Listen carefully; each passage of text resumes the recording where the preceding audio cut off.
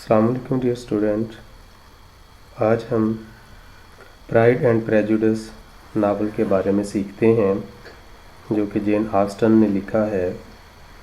Jane Austen 16 दिसंबर 1775 को village स्टीवेंटन Hampshire में पैदा होती है। ये लोग 8 बहन भाई हैं और इसका 7वां नंबर है। इसको शुरू से ही लिखने पढ़ने का बहुत शौक़ होता है और ये अपनी अर्ली लाइफ में ही फैमिली अम्यूज़मेंट के लिए, अपनी फैमिली के लिए ये शॉर्ट स्टोरीज़ लिखती है। इसके वालिद साहब जो हैं वो 1805 में जब इसकी उम्र 30 साल होती है तो फौत हो जाते हैं, जिसकी वजह से इसे अपनी फैमिली को भी सपोर्ट करना होता है। तो उसके लिए भी ये बहुत ज़्यादा मेहनत करती है और एक भाई इसका साथ देता है। फिर जो इसने लिखा हुआ है, जो इसका लिटरेचर, वो उसको पब्लिश करवाने के लिए बहुत ज़्यादा मेहनत करती है। 41 साल की उम्र में इसकी डेथ हो जाती है। इसकी शादी नहीं होती लेकिन ये अपने ड्रीम को फुलफ़िल कर लेती है। तो इसका सबसे पहला नावल जो पब्लिश होता है, लेडी सुसान नावल पब्लिश होता है। तो प्राइड एंड प्रेजुडिस भी दूसरे नावलों की तरह, जिस तरह की इसके जितने भी नावल हैं जेन ऑस्टन के, उसके अंदर इसका जो मेन थीम रहा है वो शादी, प्यार, मोहब्बत ही रहा है। तो इस तरह इसका मौजू भी जो है वो शादी और प्यार मोहब्बत ही है। ये जो नावल है इसके अंदर एक घर जो कि लॉन्गबोर्न में है उसके बारे में डिस्कस किया जा रहा है।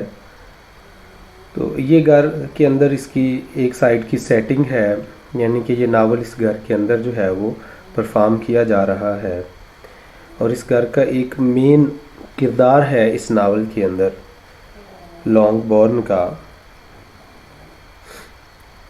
तो इस घर के अंदर जो लोग रहते हैं, यानी कि ये बेनेट फैमिली का घर है और बेनेट फैमिली में 7 लोग हैं।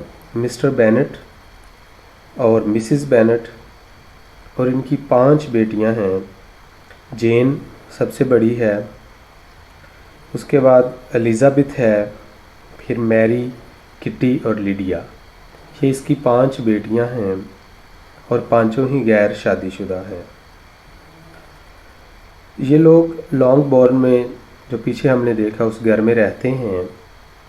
तो इनकी जो वालदा है मिसिस बेनेट, वो इनकी शादियों की वजह से बहुत परेशान रहती है। दिन रात अपनी बेटियों की शादियों की फ़िक्र इसे लगी रहती है। ये नेचुरल थिंग है। तो जिस तरह आम यानी कि हर वालदा को अपनी बेटी की शादी की फ़िक्र रहती है, तो इस तरह इनको भी अपनी 5 बेटियों की शादी की फ़िक्र रहती है। तो दिन रात इसी तगो-दो में वो लगी रहती हैं कि किसी तरीके से इनकी अच्छे घरानों में शादियां हो जाएं।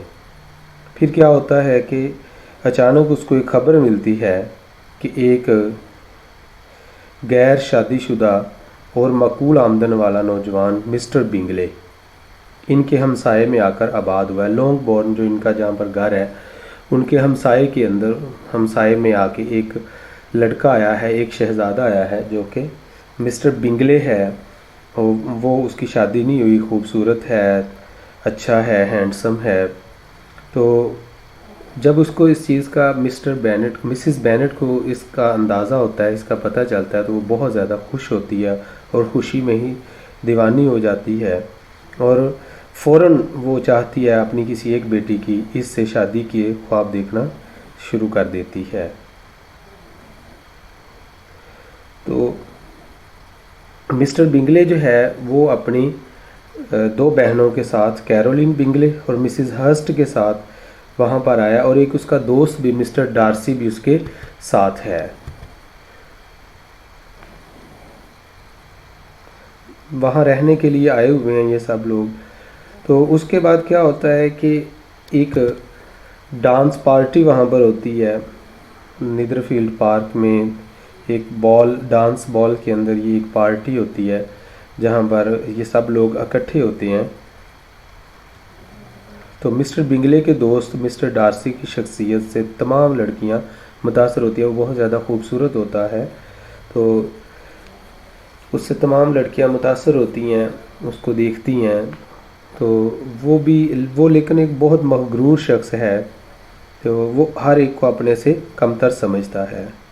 तो दूसरी तरफ क्या होता है, जो मिस्टर बिंगले है वो एक हंसमुख लड़का है, वो मिलनसार शख्स है और तकरीबन सभी ख़वातीन के साथ डांस करता है। तो जब वो डांस करता है तो ये बेनेट फैमिली की तमाम जो लड़कियां हैं, एलिज़ाबेथ है, जेन है, किटी है, मैरी है, लिडिया है, ये सब वहाँ पर गई होती हैं। तो लेकिन मिस्टर बिंगले की जो नज़र है वो जेन पर ही टिकी रहती है, वो जेन को ही पसंद करना शुरू कर देता है, जेन की तरफ ही उसकी नज़रें बार बार आ जाती हैं। तो अब दूसरी तरफ क्या हो रहा है कि जो मिस्टर बिंगले है वो चाहता है कि डार्सी जो है वो एलिज़ाबेथ को पसंद करने लग जाए, एलिज़ाबेथ की तरफ वो माइल हो। तो जब मिस्टर बिंगले डार्सी की तवज्जो एलिज़ाबेथ की तरफ मबजूल करवाता है और इसके साथ डांस करने की तजवीज़ उसे देता है, तो मिस्टर डार्सी जो है वो जवाब देता है कि वो लड़की यानी कि जो एलिज़ाबेथ है वो इतनी खूबसूरत नहीं है कि मुझे मुतासर कर सके, क्योंकि ये बहुत मगरूर है, ख़ुद को बहुत खूबसूरत समझता है। तो तमाम लड़कियां इसी की तरफ ही क्योंकि देख रही हैं, तो जिसकी वजह से ये एलिज़ाबेथ को इग्नोर करता है और कहता है कि वो मेरे लायक नहीं है, वो इतनी खूबसूरत नहीं है कि मुझे मुतासर कर सके। अब डार्सी और बिंगले के दरमियान होने वाली ये गुफ्तगू एलिज़ाबेथ भी सुन लेती है, और जब एलिज़ाबेथ इस गुफ्तगू को सुनती है तो एलिज़ाबेथ के दिल में डार्सी के ख़िलाफ़ एक तासुब पैदा हो जाता है, डार्सी को नापसंद करना शुरू कर देती है।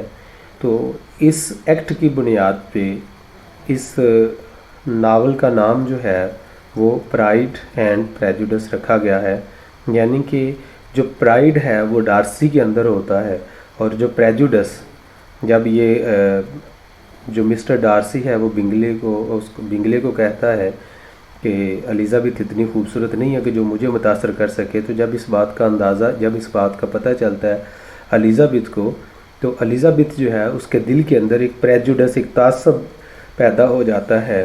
तो इस बात की बुनियाद पे, इस एक्ट की बुनियाद पे इस नावल का नाम प्राइड एंड प्रेजुडिस रखा गया है। उम्मीद है कि आपको पार्ट 1 की कि क्यों इसका नाम प्राइड एंड प्रेजुडिस रखा गया इस बात की समझ आई होगी।